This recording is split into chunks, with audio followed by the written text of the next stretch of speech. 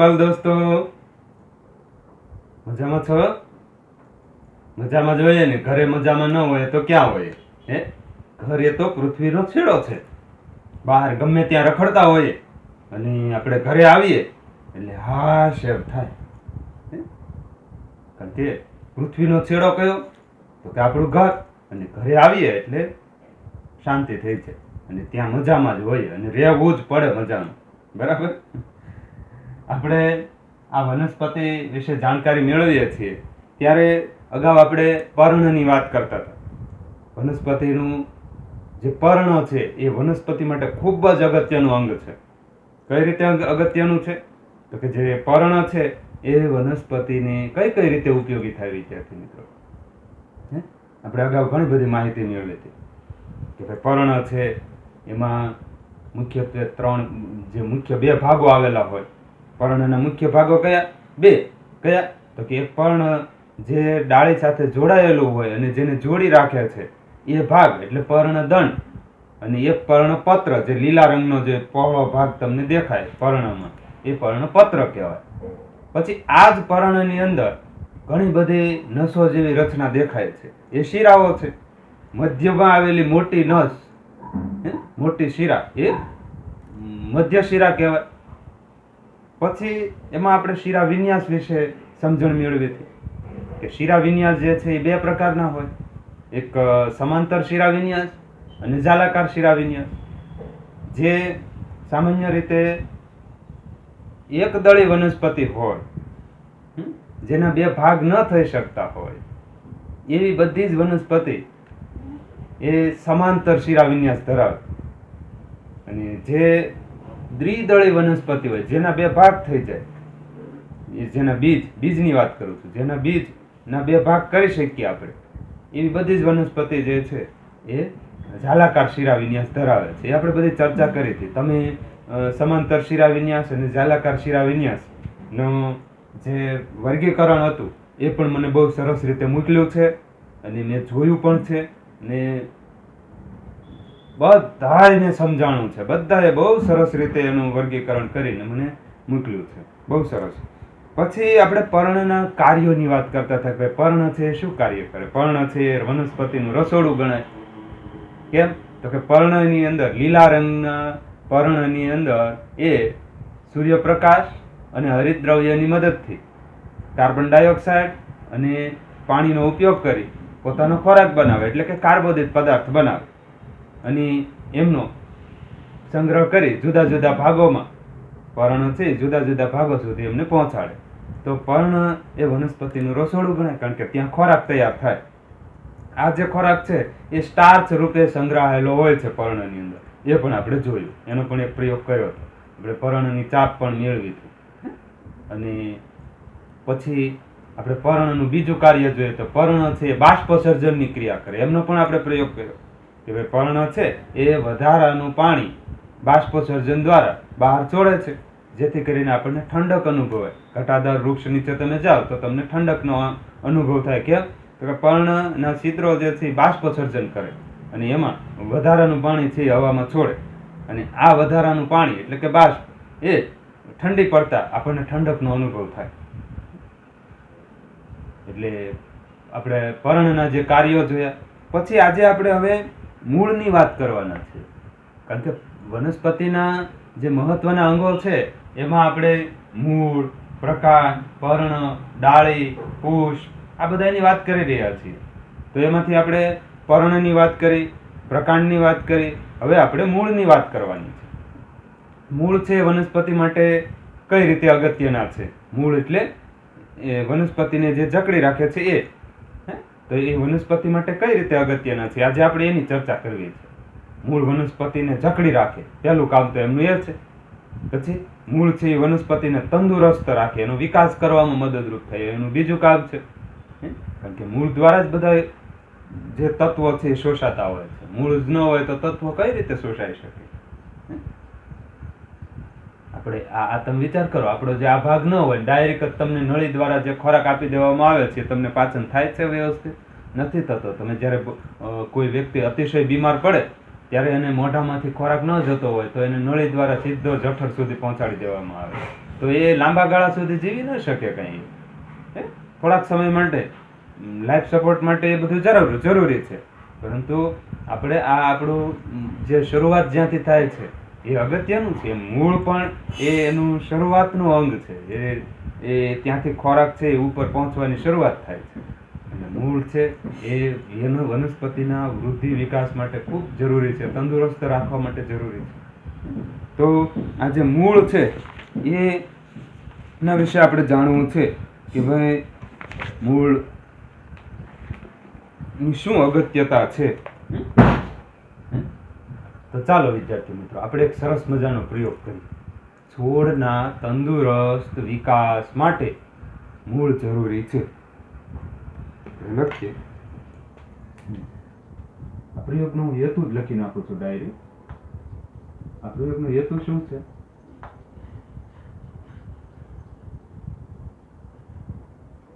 છોડના તંદુરસ્ત વિકાસ માટે મૂળ જરૂરી છે. છોડ હોય એમને તંદુરસ્ત વિકાસ કરવો હોય વિદ્યાર્થી મિત્રો, તો એમના માટે મૂળ જરૂરી છે. બરાબર, એ આપણો હેતુ છે. અહીં સમજાય છે? અને આ સાબિત કરો તે તપાસવું. સમજાય છે? હવે આપણે આ પ્રયોગ કરવો હોય વિદ્યાર્થી મિત્રો, તમારી સ્વાધ્યાય પોથીમાં છે આ પ્રયોગ, એટલે તમે ત્યાં પણ આ ચેક કરી લેજો ક્યાં છે આ પ્રયોગ, અને પછી આપણે ત્યાં લખીશું. કારણ કે આ પ્રયોગ છે ને એ લાંબા ગાળા સુધી ચાલે, એટલે એ હું અહીંયા તમને ટેબલ ઉપર નહીં બતાવી શકું. એટલે અહીંયા તમને હું લખાવીશ અને સમજાવીશ, એટલે તમને સમજાય પણ જશે. સાધન સામગ્રી આ પ્રયોગ કરવા માટે કઈ કઈ જોશે? તો કે 2 કુંડાની આવશ્યકતા રહેવાની છે, પછી બ્લેડની જરૂર પડશે, પછી 2 છોડ, કુમળા છોડ જોશે આપણે એક સરખા, પછી ખુરપી જોશે, કારણ કે છોડને ખેંચવા પડશે ને આપણે, મૂળ તૂટી ન જાય એટલા માટે. ખુરપી એટલે એક પ્રકારનું દાંતરડું હોય, તો એ ખુરપીની આવશ્યકતા પડશે, પાણીની આવશ્યકતા પડશે. બરાબર, આ એમના સાધન છે. સાધન સામગ્રી લખવાની. સાધન સામગ્રી કઈ કઈ સાધન સામગ્રી જોઈએ વિદ્યાર્થી મિત્રો? તો કે 2 માટી સાથેના કુંડા, પછી 2 છોડ, ખુરપી એટલે એક પ્રકારની દાંતરડી જે કહેવાય, આપણે છોડને ખોદવા જોશે એટલા માટે. પાણી જોશે, બ્લેડ જોશે. આપણે એક છોડ હોય ને એને મૂળ પાસેથી કાપી નાખવાનો છે, એટલા માટે આપણે એના માટે બ્લેડ પણ જોશે. હવે એમની તમને આકૃતિ દોરી દો એટલે તમને કાર્ય પદ્ધતિ સમજાઈ જશે. અહીંયા છે આપણે અહીંયા હું આકૃતિ દોરીશ.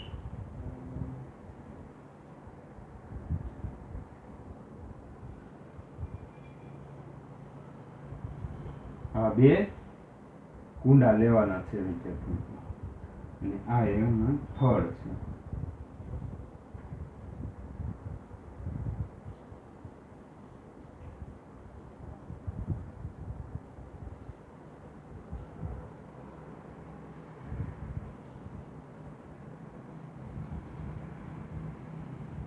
બરાબર, આ છોડ છે. એવી જ રીતે અહીંયા પણ એક એવો છોડ છે. બને ત્યાં સુધી આપણે એક સરખી સાઈઝના છોડ લેવાના છે.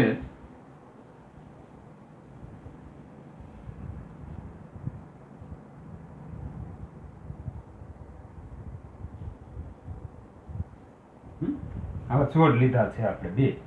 હવે એમાં આ એક છોડ હોય ને એને મૂળ સાથે લેવાનો છે. આમ જેને મૂળ હોય એવા 2 મૂળ વાળા તો સાથે આપણે જ્યારે લઈએ ત્યારે તો મૂળ સાથે ના જ લેવાના છે, પરંતુ જે આપણે રોપીએ ને જે કુંડામાં, ત્યારે એમાં એકમાં મૂળ હોવા જોઈએ.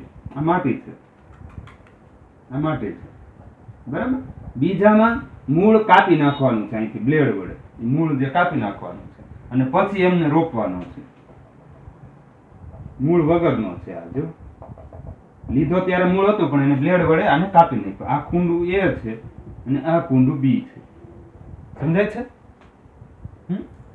હવે આપણે આને અઠવાડિયું સુધી રાખવાનું છે આવી જ રીતે, અને વ્યવસ્થિત દરરોજ પાણી પાવાનું બધું કરવાનું છે.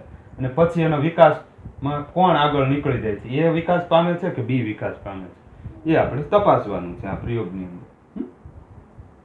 ક્લિયર? તો આપણે સૌપ્રથમ પદ્ધતિ જોઈએ. એની પદ્ધતિ લખીએ. પદ્ધતિની અંદર સામાન્ય રીતે આપણે એક જ સરખી સાઈઝના બે સમાન નીંદણયુક્ત એટલે કે નીંદણ વાળા છોડ આપણે પસંદ કરવાના છે. નીંદણ કોને કહેવાય? તો કે ચોમાસાની ઋતુમાં આપણે પાક વાવ્યો હોય એ પાકની સાથે જે વધારાનું જે ઘાસ ઉગી નીકળે એને નીંદણ કહેવાય, જેની આપણે આવશ્યકતા હોતી નથી. બાજરો વાવો તમે તો બાજરામાં વચ્ચે વધારાનું ઘાસ ઉગી નીકળતું હોય, એને કાઢવું પડે, નહીંતર એ પોષક તત્વો એ શોષી લેતું હોય છે. પાક સાથે વધારાનું ઉગતું એક પ્રકારની વનસ્પતિ અથવા પાક સાથે બિનજરૂરી ઉગી નીકળતી વનસ્પતિ, જેને આપણે નીંદણ કહીએ. કપાસ વાવ્યો હોય ને આજુબાજુ જો આવા બધા ઘાસ ઘણું ઉગી ગયું હોય તો આ ઘાસ જે છે ને એ આપણે કાઢવું પડે, નહીંતર એ જે કપાસને જે પોષક તત્વો જોતા હોય એ નીંદણ પણ લઈ જાય, ભાગ પડાવે. તમને ખબર છે આપણી ઘરે કોઈ મહેમાન આવ્યા હોય ને એમના બાળકો સાથે હોય તો જે આપણો ખોરાક હોય એમાં એ બધા ભાગ પડાવે, રમકડામાં ભાગ પડાવે છે.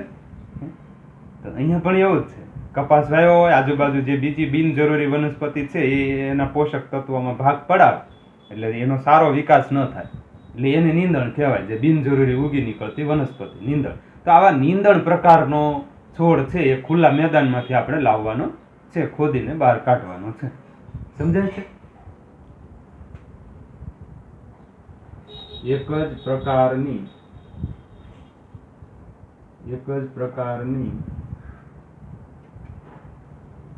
બે નીંદણ પ્રકારની સામાન્ય રીતે એક જ પ્રકારના બે સમાન છોડ લેવાના છે, એ ખુલ્લા મેદાનમાંથી લેવાના છે અને એ નીંદણ પ્રકારના પસંદ કરવાના છે આપણે. એક જ પ્રકારના બે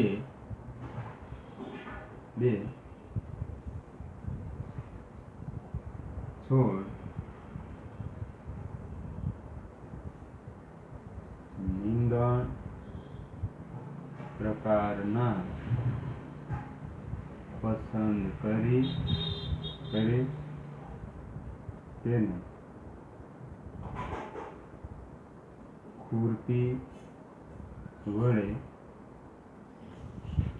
મૂળ સાથે કાઢો. સમજાય છે? એક જ પ્રકારના બે છોડ પસંદ કરવાના છે, એ નીંદણ પ્રકારના પસંદ કરવાના છે અને એને ખુરપી વડે મૂળ સાથે કાઢવાના છે ખુલ્લા મેદાનમાંથી. ખુલ્લા મેદાનમાં જાઓ તમે તો એ પસંદગી તમે કરી શકશો. પછી બીજું, કુંડા A ની અંદર અને કુંડા B ની અંદર એક સમાન માટી મૂકવાની છે. કુંડા A અને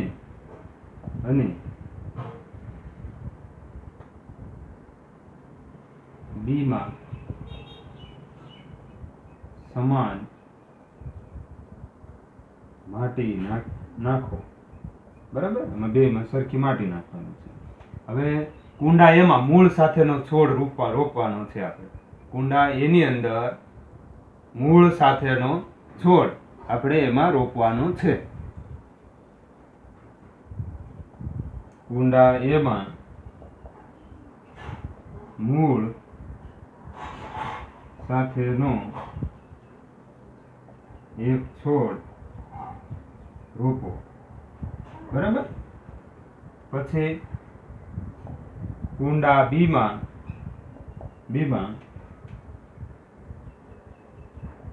બીજા છોડના મૂળ બ્લેડ વડે કાપી તેને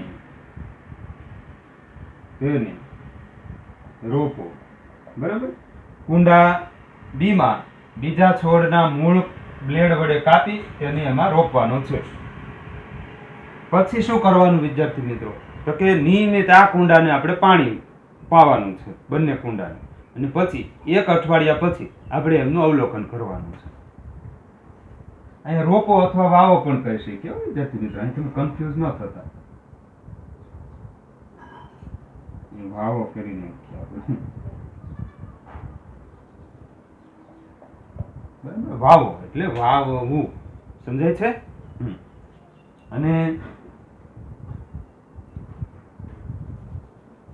બંને કુંડા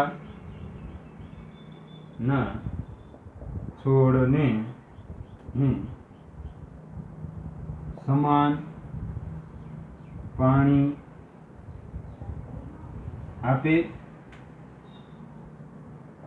1 અઠવાડિયા પછી અવલોકન કરો. 1 અઠવાડિયા પછી આપણે એમનું અવલોકન કરવાનું છે. હવે આપણે અવલોકનમાં પહોંચી ગયા છે. અવલોકન શું કરીશું? આ તમે લખી નાખ્યું છે અથવા લખી નાખો, પછી આપણે અવલોકન કરીએ. ચાલો, અહીં નીચે સમાઈ જશે આમ તો, એટલે લખો અવલોકન. અહીંયા જો અવલોકન કરતા આપણને જણાય છે કે મૂળ વાળા છોડનો વિકાસ સારી રીતે થયો છે, જ્યારે મૂળ વગરનો છોડ એટલે કે બી કુંડામાં જે છોડ છે એમનો વિકાસ સારી રીતે થયો નથી, એ અવિકસિત છે. લખીએ મૂળ વાળા છોડ એટલે કે કુંડા એમાં જે વાવેલા છે એ છોડ, મૂળ વાળા છોડ નો વિકાસ સારી રીતે થયેલો જોવા મળે છે, જ્યારે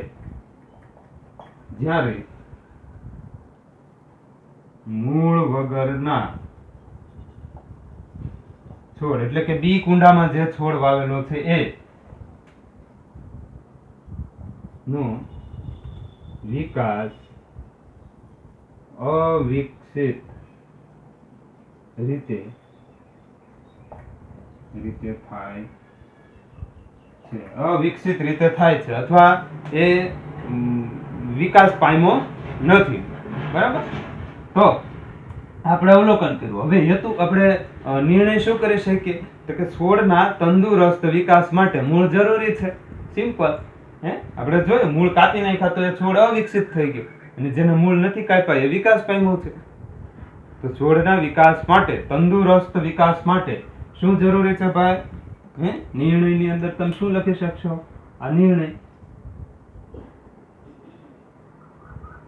નિર્ણય થઈ ગયો. હવે તમારો લાસ્ટમાં તમારે નિર્ણયમાં શું લખવાનું? જો કાઉન્સ કરું છું એ લખવાનું. છોડના તંદુરસ્ત વિકાસ માટે મૂળ જરૂરી છે. અહીંયા સુધીનું લખવાનું તમારે. એ નિર્ણય થઈ ગયો. તો વિદ્યાર્થી મિત્રો, આપણે જે છોડ હોય એમનો તંદુરસ્ત વિકાસ કરવો હોય ને, તો એમના માટે મૂળ જરૂરી છે. મૂળ ન હોય તો છોડ છે એ સુકાઈ જાય, વિકાસ ન પામી શકે. એ આપણે આ પ્રયોગ દ્વારા સમજણ મેળવી. તમે પણ આવો પ્રયોગ જો ઘરે કરવો હોય તો કરી શકો. ખુલ્લું મેદાન હોય કે પછી આપણે ઘરની પાછળ વાડો હોય તો કરી શકીએ, પણ એના માટે આપણે બહાર રખડવા જવાની જરૂર નથી. રોગચાળાને કારણે આપણે બહાર જતા નથી, એટલે આપણા મમ્મી પપ્પાને મજબૂર નહીં કરવાના કે સરે કીધું છોડ વાવવા જવાના નહીં, એમ નહીં. સમજે? એટલે પહેલું શું કે જાતે નહીં, તંદુરસ્ત રહેવું જોઈએ. બરાબર. એટલે છોડના તંદુરસ્ત વિકાસ માટે મૂળ જરૂરી છે. એ પ્રયોગ આપણે જોયો. હવે આપણે આગળ વધીએ, અને હું ભૂસી નાખું છું. સરસ રીતે લખી લો. તમે પોઝ કરીને લખી લેવા, એટલે મારે સ્ટોપ ન થવું પડે, સમય ન બગડે. ઓકે.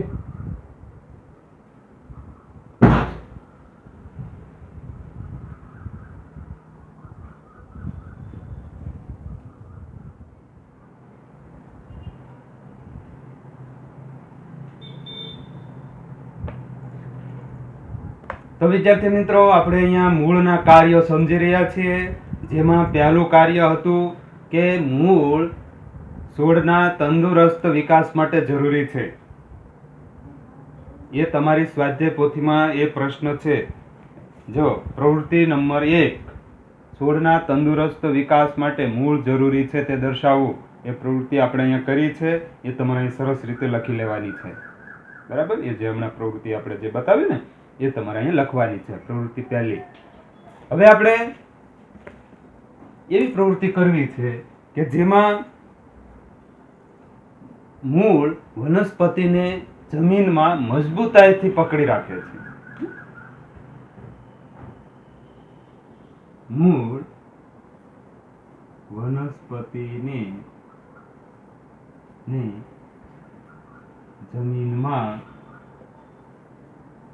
મજબૂતાઈથી પકડી અથવા જકડી રાખે છે. બરાબર? તે દર્શાવવાનું છે આપણે. આ આપણે દર્શાવવું છે. તો આ પ્રવૃત્તિ આપણે કરવી હોય તો કયા કયા સાધનો જોઈએ? એટલે આપણે સાધન લખી લઈએ. આ એનો હેતુ છે. આપણા પ્રયોગનો હેતુ શું છે વિદ્યાર્થી મિત્રો? આ આપણો હેતુ છે, એમ સમજી લો. હું અહીંયા પ્રશ્ન નથી લખતો, આ હેતુ છે આપણો. મૂળ વનસ્પતિને જમીન સાથે મજબૂતાઈથી જકડી રાખે છે તે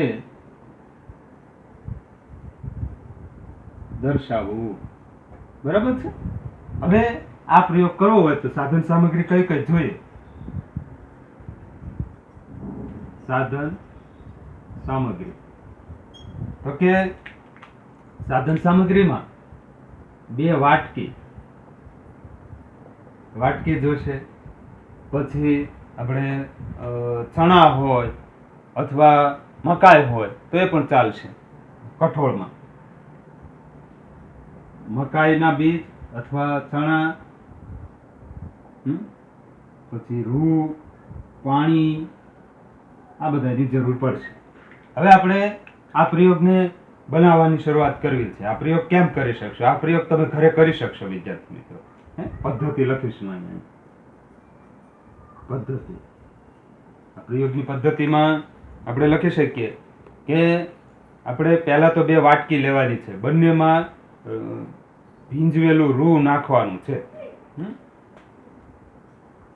2 એક સરખી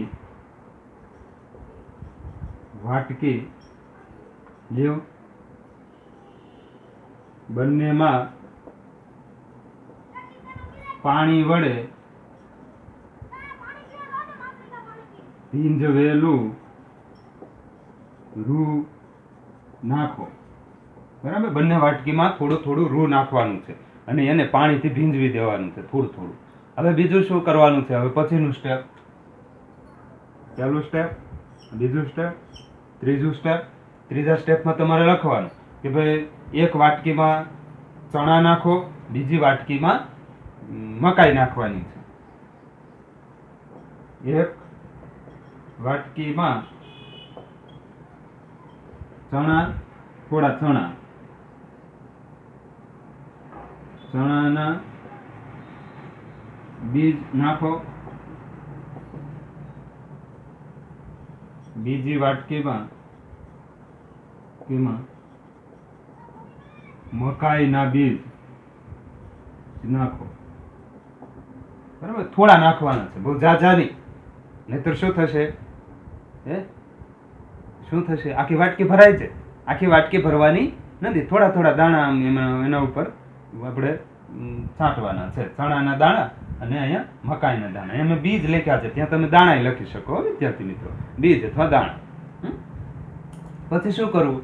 જ્યાં સુધી એ ફણગાવેલા બીજનો વિકાસ થાય ને ત્યાં સુધી એના ઉપર દરરોજ આપણે પાણી છાંટા કરવાનું છે. બરાબર?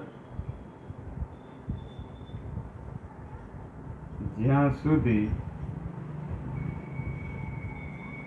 ફણગાવેલા બીજનો વિકાસ બાળ છોડ તરીકે થતો રહે ત્યાં સુધી દરરોજ તેના પર પાણી છાંટતા રહો. આના ઉપર પાણી છાંટતું રહેવાનું છે. એક અઠવાડિયું થઈ જાય ને વિદ્યાર્થી મિત્રો, પછી તમારે રૂમાંથી આ બીજ જે બાળ છોડ છે એને અલગ કરવાનો પ્રયત્ન કરવાનો છે. એક અઠવાડિયા પછી આ બાળ છોડ ને વાટકીના રૂમાંથી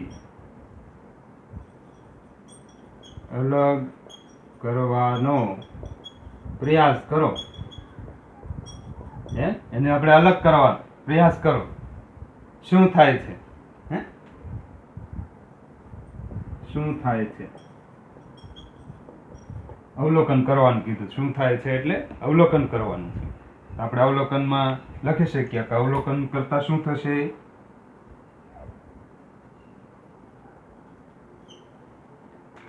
તો કે જે પેલા બાળ છોડ છે ને એ રૂમાંથી દૂર કરી શકાતા નથી. બાળ છોડને રૂમાંથી અલગ કરવા મુશ્કેલ છે અથવા તમે રૂમાંથી એને અલગ કરી શકતા નથી, દૂર કરી શકતા નથી. તો અહીંયા નિર્ણય શું કરી શકીએ? હવે આપણે નિર્ણય કે ભાઈ વનસ્પતિને જમીનમાં મજબૂત પકડી રાખે છે કોણ? તો કે મૂળ. ખ્યાલ આવ્યો? એ જે ચણા અથવા જે આપણે એમાં મકાઈ નાખી છે એ ધીરે ધીરે એમાં આપણે જે પાણી છાંટ્યું રૂમાં અને અઠવાડિયું રવા દીધું એટલે શું થયું? એ મકાઈ પહેલા એના ફણગા ફૂટ્યા ચણાના અને મકાઈના, અને પછી એ ધીરે ધીરે વિકાસ પામ્યા, બાળ છોડ બની ગયા. અને પછી એમાં એ વિકાસ પામે ત્યારે એમાં મૂળ પણ આવવાના, અને મૂળ છે એ રૂમાં છે આડાવડા જકડાઈ એની સાથે જકડાઈ ગયા. હવે એને રૂથી તમે અલગ કરવા જાઓ તો એ અલગ થતા નથી. એવી જ રીતે જો આ તો આપણે રૂ નાખ્યું, પણ માટી નાખેલી હોય તો માટીમાં એ રીતે જકડાઈ જતા હોય છે. રૂ એટલા માટે રાખ્યું છે કે આપણે જોઈ શકીએ. જો માટી હોય તો આપણે જોઈ ન શકીએ કે શું થયું, આ કોને પકડી રાખ્યું છે. એટલા માટે આપણે રૂનો ઉપયોગ કર્યો કે આપણને ખ્યાલ આવે કે રૂની અંદર એ કેવા ગૂંચવાઈ જાય છે, કેવા મજબૂતાઈથી રૂના તાંતણાઓને એ પકડી રાખ્યા છે. વનસ્પતિને પડવા નથી દેતા, પકડી રાખે. તો મૂળ છે એ વનસ્પતિને જમીનમાં મજબૂતાઈથી જકડી રાખે છે. એ આપણો નિર્ણય થયો. મૂળ વનસ્પતિને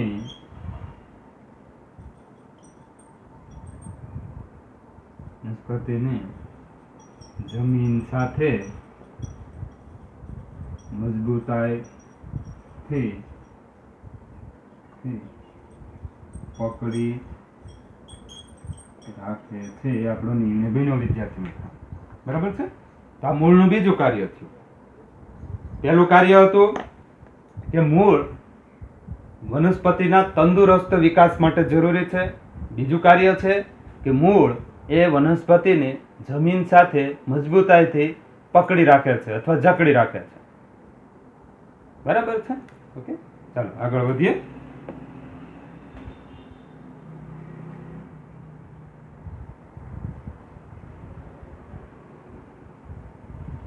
તો બાલ દોસ્તો, અહીંયા આપણે મૂળનો કાર્યોની સાથે સાથે આપણે મૂળનો થોડોક પ્રાથમિક પરિચય પણ મેળવી લેવો જોઈએ. જેમ કે મૂળ છે એ દરેક વનસ્પતિમાં સરખા હોય છે. અહીંયા હું કેટલીક વનસ્પતિ બતાવી રહ્યો છું, જુઓ તો.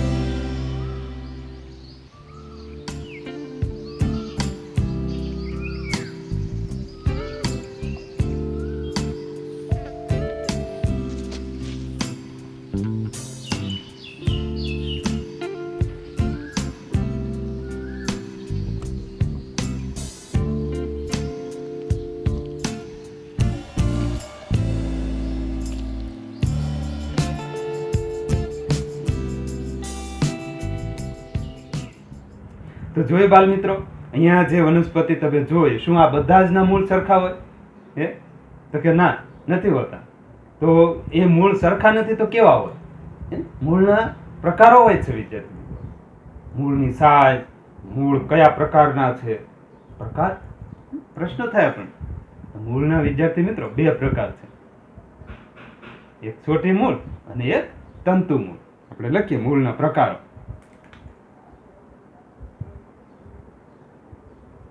મૂળના પ્રકારો કેટલા છે? પહેલું છે છોટી મૂળ અને બીજું તંતુ મૂળ. સમજે છે? છોટી મૂળ અને તંતુ મૂળ. તંતુ શબ્દ ઉપરથી તમને ખ્યાલ આવી જાય કે એ રેસા જેવા હશે કંઈક. છોટી એટલે લાકડી જેવા હશે, લાંબા. નામ ઉપરથી જ ખ્યાલ આવી જાય. આપણે બંનેની ડેફિનેશન સમજી લેવી છે. તમારી સ્વાધ્યાય પોથીમાં આ પ્રશ્ન પણ છે, 12મો પ્રશ્ન 58 નંબરના પેજ ઉપર. જો પહેલો છે, મૂળના પ્રકાર જણાવી દરેક વિશે સમજાવવાનું છે. અને તમને ત્યાં લખવામાં સરળતા રહેશે. બરાબર? એટલે અહીંયા જે કંઈ લખાવું છું એને ધ્યાનથી લખી લેજો. છોટી મૂળ કોને કહેવાય વિદ્યાર્થી? છોટી મૂળ. છોટી મૂળ કોને કહેવાય? તેમાં એક મુખ્ય જાડું મૂળ હોય. એક જાડું મુખ્ય મૂળ હોય. અને આ જાડું મૂળ હોય ને તેના ઉપર ઉપમૂળ જોવા મળે. નાના નાના નાના ઉપમૂળ હોય. એક મુખ્ય જાડું મૂળ હોય તેના ઉપર ઉપમૂળ જોવા મળે અને એમને છોટી મૂળ કહેવાય. આ ઉપમૂળ જે છે ને એને પાર્શ્વ મૂળ પણ કહેવાય, કારણ કે એ પાર્શ્વ એટલે પાછળના મૂળ છે. બરાબર? એટલે આપણે અહીં લખીએ છોટી મૂળ કોને કહેવાય એ આપણે લખવું છે. તેમાં એક મુખ્ય જાડું મૂળ હોય પહેલું. અહીંયા જ લખીએ પહેલું છોટી મૂળ. તેમાં એક મુખ્ય જાડું મૂળ અને તેના પર નાના ઉપમૂળ જોવા મળે છે. તેને છોટી મૂળ કહેવાય. આવા ઉપમૂળ પાર્શ્વ મૂળ પણ કહે છે. આવો છોડ હોય ને વિદ્યાર્થી મિત્રો, જો આવો છોડ હોય,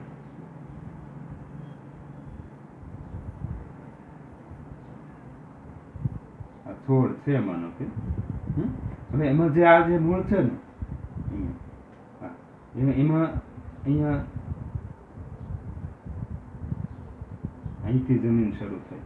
તો અહીંયા જો આ પાર્શ્વ મૂળ છે અને આ છોટી મૂળ છે. અહીંયા જે આ સીધો ભાગ દેખાય ને છોટી મૂળ અને આ પાર્શ્વ મૂળ. છોટી મૂળ જો આમ સીધું મૂળ દેખાય છે, તમને દેખાય છે? અને એના પર્ણો જોવો તમે. છોટી મૂળના પર્ણો કેવા છે? પછી આપણે આવા જે છોટી મૂળ છે એ કઈ વનસ્પતિમાં તમને જોવા મળે એ પણ આપણે લખી નાખીએ. તો કે દ્વિદળી જે વનસ્પતિ હોય એ બધામાં છોટી મૂળ જોવા મળે. મુદ્દો લખી નાખીએ. દ્વિદળી વનસ્પતિ માં છોટી મૂળ જોવા મળે. કઈ વનસ્પતિ છે આવી દ્વિદળી? દ્વિદળી જેના બે ભાગ થઈ જતા હોય, જેના બીજના બે ભાગ થતા હોય એવી વનસ્પતિ. જેમ કે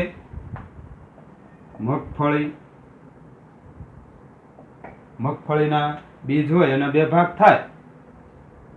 વાલ, વટાણા, તુવેર, મગ એના પણ બીજના બે ભાગ થાય. વાલ, વટાણા, તુવેર, લીમડો, આ બધાના જે બીજ હોય એના બે ભાગ થઈ શકે. પીપળો હોય તો એના બીજના બે ભાગ થઈ શકે. અહીંયા જ લખીશું પીપળો. આ બધા જે દ્વિદળી વનસ્પતિ છે એમની છોટી મૂળ હોય. ખાસ યાદ રાખજો, દ્વિદળી વનસ્પતિમાં છોટી મૂળ હોય. પછી આપણે બીજું લખીએ કે ભાઈ તંતુ મૂળ કોને કહેવાય? તંતુ મૂળ. આનાથી વિપરીત તેમાં મુખ્ય મૂળ જ નથી હોતું. એની જગ્યાએ મુખ્ય મૂળની જગ્યાએ ઘણા બધા પાતળા તંતુઓ જેવા મૂળ ઉદ્ભવેલા હોય તો એને છોટી મૂળ કહેવાય. મુખ્ય મૂળ હોતું નથી, તેની જગ્યાએ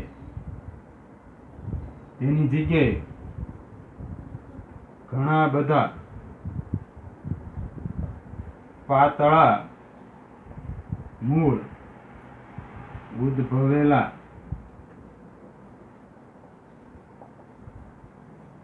ઉદ્ભવેલા હોય છે તેને તંતુ મૂળ કહેવાય. આવું છોટી મૂળ, જે તંતુ મૂળ છે એનું જો તમને અહીંયા હું ચિત્ર દોરીને બતાવું.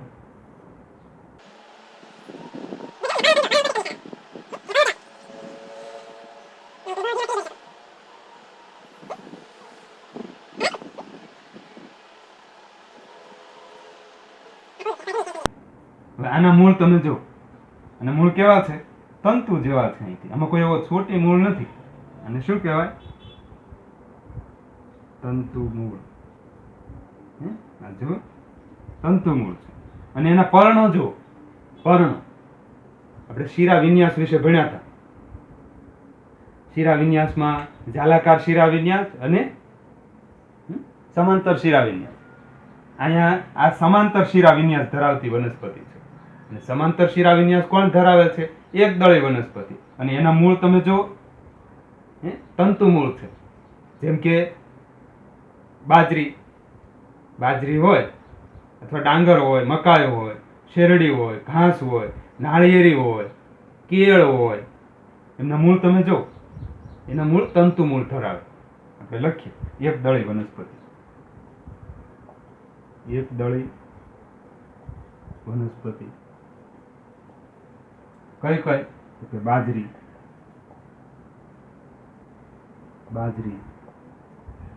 જુવાર, મકાઈ, શેરડી.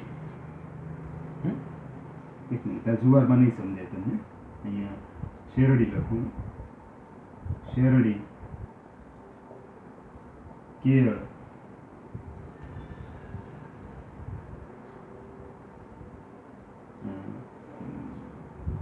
બાજરી હોય, જુવાર હોય, શેરડી હોય, નાળિયેરી જોઈ છે.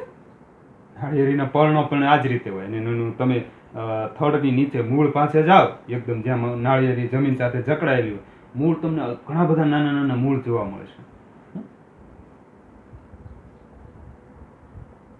નાળિયેરી, ઘાસ, બરાબર, ઘણા બધા તમે લખી શકશો. જે એક દળી વનસ્પતિ હોય એનું બીજ છે એના બે ભાગ ન થઈ શકે, અથવા આડું થાય, એની બે ફાડ ન થાય, એક જ દળમાં હોય. સમજાય છે? બાજરો હોય, બાજરાનો દાણો તમે તોડો તો એના બે ભાગ ન થાય. હા, ભાગ થઈ શકે પણ એક સરખા તો ન જ થાય. જેમ સિંગની અંદર બે ફાડા થઈ જાય એમ બાજરાના દાણાના બે ભાગ ન થાય, ઘઉંના દાણાના બે ભાગ ન થાય, એક સરખા ન થાય. મતલબ કે એક દળી વનસ્પતિ છે. મકાઈ હોય તો મકાઈ એટલે કે દોડો, એના બે ભાગ ન થાય, આડો અવળો થાય, ફલોટ થઈ જાય. શેરડી બે ભાગ ન થાય. તો એ એક દળી વનસ્પતિ છે. અને એક દળી વનસ્પતિમાં હંમેશા તંતુ મૂળ જોવા મળે. તંતુ મૂળની વ્યાખ્યા પણ આપણે લખી કે મુખ્ય મૂળ હોતું નથી, એની જગ્યાએ ઘણા બધા પાતળા મૂળ ઉદ્ભવેલા હોય છે. ક્લિયર? તો આ તે તંતુ મૂળની વાત, આકૃતિ પણ તમે સાથે સાથે સમજજો. આ તંતુ મૂળની છે, પહેલી ચોટી મૂળની છે, અને એમની આપણે વ્યાખ્યા પણ સમજ્યા છીએ. ચોટી મૂળ એટલે શું અને તંતુ મૂળ એટલે શું. બરાબર. એટલે તમે સરસ રીતે લખી લેજો. છોટી મૂળ, તેમાં એક મુખ્ય મૂળ, જાડું મૂળ અને તેના પર નાના નાના ઉપમૂળ જોવા મળે છે, તેને છોટી મૂળ કહેવાય. પછી તંતુ મૂળ, તો કે મુખ્ય મૂળ હોતું જ નથી, તેની જગ્યાએ ઘણા બધા પાતળા મૂળ ઉદ્ભવેલા હોય છે, તો એને તંતુ મૂળ કહેવાય. ક્લિયર? તમે બહાર તમારા ઘરે વાડો હોય અથવા બહાર તમે રોડ ઉપર કેમ નીકળો તો તમને જે વનસ્પતિ જોવા મળે, એમાં જે ઘાસ હોય ને એનો છોડ ધીમે રહીને ખેંચજો, મૂળ સાથે ખેંચો, એટલે તમને એમાં ઘાસની અંદર કયો મૂળ જોવા મળશે? ઘાસ હોય તો, આવું પ્રકારનું ઘાસ હોય તો એમાં તંતુ મૂળ જોવા મળશે, છોટી મૂળ નહીં હોય. પછી કોઈ એવો છોડ હોય કે જેમાં તમને ઝાલાકાર શિરા વિન્યાસ જોવા મળતી હોય, જાળી જેવી રચનાઓ જોવા મળતી હોય એના પર્ણોની અંદર, એવી વનસ્પતિનું મૂળ તમે ખેંચજો, એમાં છોટી મૂળ તમને જોવા મળશે. ક્લિયર? એકદમ સિમ્પલ છે. તો મૂળના પર્ણોની સાથે પણ સંબંધ છે, એ આપણે હવે વાત કરવી છે. હવે બાલ દોસ્તો, અહીંયા ઘાસ છે અને અહીંયા મારી પાસે આ કપાસનો છોડ છે, બરાબર. હવે આ બંનેના મૂળમાં શું ફેરફાર છે આપણે જોઈએ. સૌપ્રથમ હું આ જે કપાસનો છોડ છે એમના જે પર્ણો છે ને એમનો પરિચય આપી દઉં, એટલે તમને ખ્યાલ આવે. આ જે ઘાસ છે એમના પર્ણો તમે જુઓ, આ ઘાસના પર્ણો, આ ઘાસ, એમનું પર્ણ જુઓ કેવું છે, સમાંતર શિરા ધરાવે છે, સમાંતર શિરાઓ. અને આ જે મારી પાસે કપાસનો છોડ છે એ કેવી શિરા ધરાવે છે? ઝાલાકાર શિરા વિન્યાસ ધરાવે છે. એમની શિરા વિન્યાસ કેવી છે? ઝાલાકાર, જાળી જેવી. હવે આ બંનેના મૂળમાં શું ફેરફાર છે એ આપણે જોઈએ. તો કે સૌપ્રથમ તો અહીંયા જે ઘાસ છે એમના મૂળને હું ધીમે ધીમે રિમૂવ કરીશ. આ ઘાસનો છોડ છે એમને હું અહીંથી કાઢીશ. ઘાસના મૂળ કેવા હોય છે આપણે જોઈએ. અહીંયા જુઓ, આ ઘાસના મૂળ જે છે એ અહીંથી આ તંતુ સ્વરૂપે જોવા મળે છે મને. જુઓ, ઘણા બધા ઉપમૂળ નીકળેલા છે. બીજો છોડ ખેંચીશું, જુઓ, ઘણા બધા ઉપમૂળ નીકળેલા છે ઘાસમાં. સાથે સાથે અહીંયા આજે મારી પાસે કપાસનો છોડ છે, હું રિમૂવ કરું. અહીંયા જુઓ, કપાસનો છોડ, જેને પર્ણો કેવા છે? ઝાલાકાર છે. જેના પર્ણો ઝાલાકાર છે કપાસના છોડના, અને એના જે મૂળ છે એ કેવા છે? જુઓ, છોટી મૂળ છે. એમાંથી એક મોટું જાડું મૂળ નીકળેલું છે, અને છોટી મૂળ કહેવાય, જેમાંથી એના મૂળમાં એક જ જાડું મૂળ હોય, મોટું. ફરીથી બીજો છોડ ખેંચીશું. જુઓ, આમાં પણ એવું જ છે, એક જાડું મૂળ છે વચ્ચેથી, એને છોટી મૂળ કહેવામાં આવે વિદ્યાર્થી મિત્રો. અને છોટી મૂળ કોને હોય છે? જેના પર્ણો ઝાલાકાર હોય એમને છોટી મૂળ હોય, અને એના બીજ છે એ હંમેશા દ્વિદળી હોય, બરાબર. છોટી મૂળવાળા બીજ જે છે એ કેવા હોય છે? હંમેશા દ્વિદળી હોય છે. હવે ફરીથી ઘાસની તમને અહીંયા હું છોડ ખેંચીને બતાવીશ. જુઓ, તંતુ મૂળ છે આમાં. ઘાસને કેવા હોય છે? તંતુ મૂળ. કેમ? તો કે એના જે પર્ણો છે એ કેવા છે? સમાંતર શિરા વિન્યાસ ધરાવે છે. જેના પર્ણો સમાંતર શિરા વિન્યાસ ધરાવે એમના મૂળ એ તંતુ મૂળ હોય છે, ખ્યાલ રાખજો. અને જેના પર્ણો ઝાલાકાર શિરા વિન્યાસ ધરાવે, જાળી જેવી રચના ધરાવે, જેના પર્ણો, એમના મૂળ છોટી મૂળ હોય છે. ખ્યાલ આવે છે? જુઓ તમે બંનેના મૂળ જો, નિરીક્ષણ કરો છે. આ ઘાસના મૂળ તમે નિરીક્ષણ કરો પહેલાં તો, કેવા છે? જો, તંતુ મૂળ છે ને. અને આ જેના પર્ણો છે એ ઝાલાકાર હોય, એમના મૂળ કેવા છે? છોટી મૂળ છે. જો, છોટી જેવું મૂળ છે. અને આ ઘાસ, એમનું પર્ણ છે એ કેવું છે? અહીંયા જો, સમાંતર શિરા વિન્યાસ ધરાવે છે, અને એમના મૂળ એ તંતુ મૂળ છે. ખ્યાલ આવે છે? ચાલો, જો પર્ણ ઝાલાકાર શિરા વિન્યાસ ધરાવતો હોય તો એમનું મૂળ જે છે એ છોટી મૂળ હોય, અને જો વનસ્પતિનું પર્ણ સમાંતર શિરા વિન્યાસ ધરાવતું હોય તો એમના મૂળ છે એ તંતુ મૂળ હોય છે. આપણે લખી લઈએ કયો સંબંધ હોય છે. હવે વિદ્યાર્થી મિત્રો આપણે આગળ વધવું છે. તો અહીંયા તમે જુઓ, તમારી જે સ્વાપોથી છે 57 નંબરના પેજ ઉપર, એમાં 10મા પ્રશ્ન છે વર્ગીકરણ કરો. એમાંનો બીજો, નીચેની વનસ્પતિના મૂળના પ્રકારના આધારે ચોટી મૂળ અને તંતુ મૂળમાં વર્ગીકરણ કરો. પ્રશ્ન 10.2 નીચેની વનસ્પતિઓના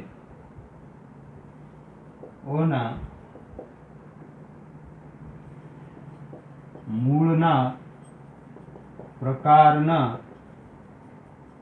આધારે ચોટી મૂળ અને તંતુ મૂળમાં વર્ગીકરણ કરો. બરાબર. એમાં અહીંયા કેટલીક વનસ્પતિ આપું છું હું તમને, જેમ કે આંબો, આ લખી લેજો, ઘઉં, બારમાસી, મકાઈ, તુલસી, વડ, વાંસ, લીમડો, પછી શેરડી, નારિયેળી, જાસૂદ, જુવાર. બરાબર. આ રીતે અહીંયા ઘણી બધી વનસ્પતિ આપી છે. એમને તમારે અહીંયા ચોટી મૂળ, તંતુ મૂળ માં વર્ગીકૃત કરવાની છે. આમાંથી કોણ ચોટી મૂળ ધરાવે છે અને કોણ તંતુ મૂળ ધરાવે છે, આ તમારે વર્ગીકૃત કરી અને એમનો ફોટો પાડી અને મને મોકલવાનો છે. એ તમારું આજનું હોમવર્ક છે. આ તમારું શું છે? HW આજનું. સમજાય છે? ચોટી મૂળ ને તંતુ મૂળ ધરાવતી વનસ્પતિ જે અહીં આપી છે એમાંથી કોણ છે એ તમારે અહીં લખવાનું અને પછી એનો ફોટો પાડીને મને મોકલવાનો. તમે ડાયરેક્ટ આની અંદર લખો સ્વાધ્યાય પોથીમાં તોય વાંધો નથી, અને તમે સાયન્સની બુકમાં લખો તો બેસ્ટ. પહેલાં સાયન્સની બુકમાં લખાય અને પછી એનો ફોટો પાડીને તમે મને મોકલો, અને પછી તમે સ્વાધ્યાય પોથીમાં એને ઉતારો. ઓકે, ચાલો આગળ વધીએ આપણે. હવે આપણે મૂળના કાર્યો સમજવા છે વિદ્યાર્થી મિત્રો. મૂળના કાર્યો.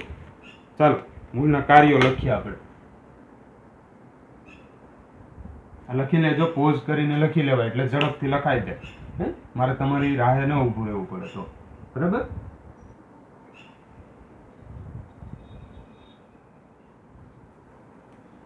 હવે બાળ દોસ્તો, આપણે અહીંયા મૂળના સામાન્ય કાર્યો સમજવા છે. મૂળના સામાન્ય કાર્યો. મૂળના સામાન્ય કાર્યો. બરાબર. આ તમારી સ્વાપોથીમાં છે. આ પ્રશ્ન પણ છે. બરાબર. અહીંયા જે કાંઈ પ્રશ્ન લખાવું છું ને એ તમારી સ્વાપોથીમાં હોય છે, એટલે તમને ઇન્ડિકેટ કરાવું છું. એ ખૂબ અગત્યનો હોય છે, એટલે સ્વાધ્યાય પોથીમાં તમને પૂરવામાં સરળતા રહેશે. હવે મૂળના સામાન્ય કાર્યો કયા છે? તો કે અહીંયા જે આપણે બે પ્રયોગ જોયા છે ને એ જ એમના કાર્યો થઈ જાય છે. જેમ કે એ વનસ્પતિને જમીન સાથે જકડી રાખે છે. પહેલું કાર્ય. વનસ્પતિના તંદુરસ્ત વિકાસ માટે મૂળ જરૂરી છે, એ પણ આપણે એમાં લખી શકીએ. અને સાથે સાથે તે જમીનમાં રહેલા પાણી અને ક્ષારોનું શોષણ કરે છે, એ એમનું કાર્ય છે. પહેલું કાર્ય, તે વનસ્પતિને જમીન સાથે મજબૂતાઈથી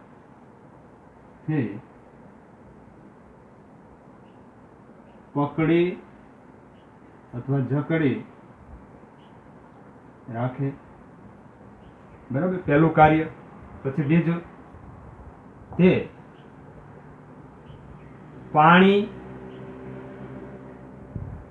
તે વનસ્પતિને માટે પાણી અને ખનિજ ક્ષારોનું શોષણ કરે છે. આ મૂળનું એકદમ સામાન્ય કાર્ય છે કે એ વનસ્પતિ માટે પાણી અને ખનિજ ક્ષારોનું શોષણ કરે. ક્યાંથી કરે છે? તો કે જમીનમાંથી અહીંયા લખજો, જમીનમાંથી પાણી અને ખનિજ ક્ષારોનું શોષણ કરે છે અને એને વનસ્પતિના જુદા જુદા ભાગો સુધી પ્રકાંડ છે એ વહાવે. પછી પણ શરૂઆત ક્યાંથી થાય? મૂળ દ્વારા એ ખનિજ ક્ષારો અને પાણીનું શોષણ થાય, પછી જ પ્રકાંડ એનો ઉપયોગ કરી શકે અથવા પ્રકાંડમાં એ વહન પામે. એટલે આ મૂળના બે સામાન્ય કાર્યો છે. સાથે સાથે તમે એ પણ લખી શકો, જરૂરી મૂળ શા માટે જરૂરી છે જો એવું પૂછ્યું હોય તમે મૂળ એ વનસ્પતિના તંદુરસ્ત વિકાસ માટે જરૂરી છે એ પણ તમે લખી શકો. બરાબર? એટલે આ એમના કાર્યો છે. હવે આપણે વિદ્યાર્થી મિત્રો આપણે મૂળ અને પ્રકાંડનો તફાવત સમજી લેવો છે. મૂળ અને પ્રકાંડનો તફાવત, કારણ કે આપણે મૂળ વિશે જાણી લીધું છે બધું અને હવે પ્રકાંડ વિશે પણ આપણે જાણેલું છે અગાઉ. એટલે આપણે મૂળ અને પ્રકાંડ વિશેનો તફાવત જોઈ લઈએ. ચાલો લખી લ્યો.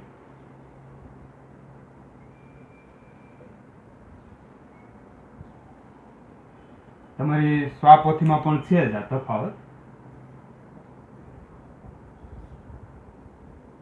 અહીંયા આપણે મૂળ લખીએ અને અહીંયા આપણે પ્રકાંડ લખીએ. પ્રકાંડ અને તફાવત જો આપણે લખવો હોય તો કેવા મુદ્દા લખી શકીએ? વનસ્પતિ નો જમીનની અંદર રહેલો ભાગ છે અને પ્રકાંડ એ વનસ્પતિનો જમીનની બહાર રહેલો ભાગ છે. જમીનની બહાર હોય. પછી મૂળ શું કામ કરે? તો કે મૂળ જમીનમાંથી ખનિજ ક્ષારો અને પાણીનું શોષણ કરે છે. મૂળનું કાર્ય શું છે ભાઈ? મૂળ જમીનમાંથી ખનિજ ક્ષારો અને પાણીનું શોષણ કરે. એવી જ રીતે પ્રકાંડ શું કરે ભાઈ? મૂળ દ્વારા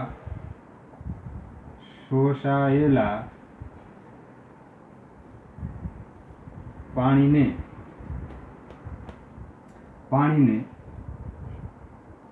શોષાયેલા પાણી અને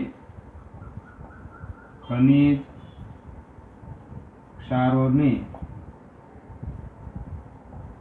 વનસ્પતિના વિભાગો તથા પર્ણો તરફ વહન પમાડે છે એમ લખી શકો તમે. આ ઉપરાંત મૂળ વનસ્પતિને જમીન સાથે મજબૂતાઈથી પકડી રાખે અને પ્રકાંડ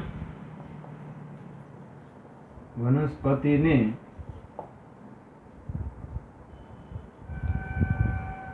આધાર પૂરો પાડે ટટ્ટાર રાખે અને મજબૂતાઈ આપે.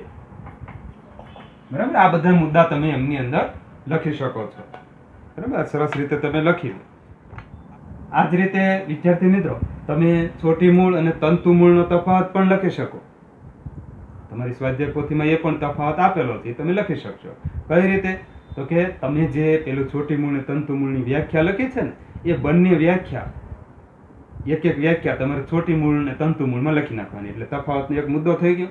પછી તો કે દ્વિદળી વનસ્પતિ છે એ ચોટી મૂળ ધરાવે છે અને એકદળી વનસ્પતિ છે એ તંતુ મૂળ ધરાવે છે, એ તમે લખી શકો.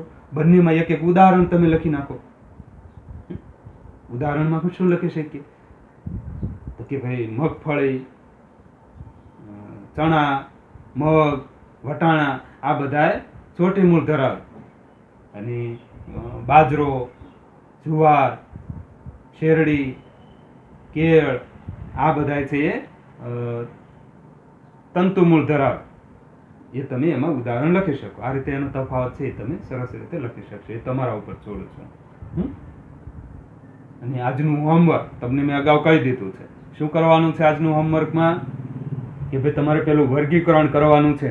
મેં ઘણા બધા વનસ્પતિના નામ આપ્યા છે અને એને તમારે ચોટી મૂળ ને તંતુ મૂળમાં વર્ગીકૃત કરી એનો ફોટો પાડીને તમારે મને મોકલવાનો છે. ઓકે, ચાલો.